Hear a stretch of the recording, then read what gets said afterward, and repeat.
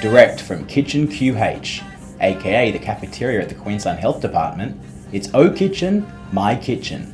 Hello, and welcome to O Kitchen, My Kitchen, the world's leading My Kitchen Rules recap show and spark plug maintenance guide.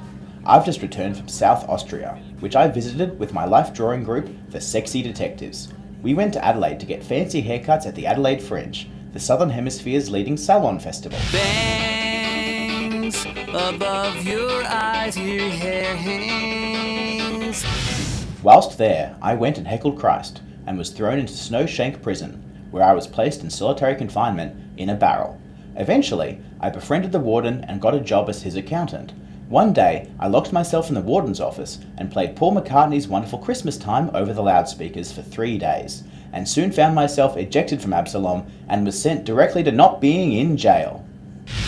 Bad news. My mustache was kidnapped by a travelling vagabond who needed it for his performance as John Cleese in the Fawlty Towers interactive dining experience. He'll return it in exchange for 6 trillion Zimbabwean dollars. I'm not made of money. If you see him, don't mention the war on terror. I mentioned it once, but I think I got away with it. I mentioned it 5 or 6 more times, and he was hella pissed. So, did I miss any My Kitchen Rules? 5 episodes? I was only gone a week. Jesus, that show is a millstone around my neck. Let's recap. First, we headed to Victorian England, where David and the Count of Monte Cristo cooked up a storm that destroyed the eastern seaboard. Next, we went to sunny Queenslander, where David and Karina scored the highest score in MKR history. Next, we went to newer, souther Wales, where Kathy and Anna didn't need to cook because everyone was already full from lunch. David and Corinne's score of negative infinity was so high that in order to save face, they were eliminated by a robot from the future. Then, they did some cooking at Sydney Central Station. Unfortunately, all of Sydney is on the new cheesy bacon power cleanse diet, where you're only allowed to eat cheesy bacon and egg pies, but only between 7:04 and 7:06 p.m. What a waste of food! People are starving! How can we indulge in this gross celebration of first world superiority? Then, they moved on to the next phase of the competition, where the contestants drove a food truck across the country, with only their CB radios and bumps of meth to sustain them.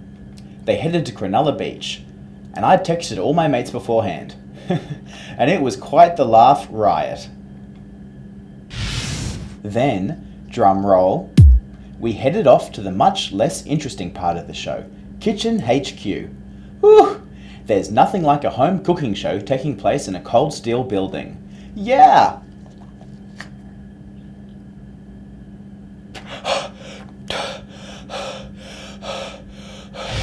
Bad news! Someone tonight will suddenly die. I hope it's Pete, that blue-eyed phony.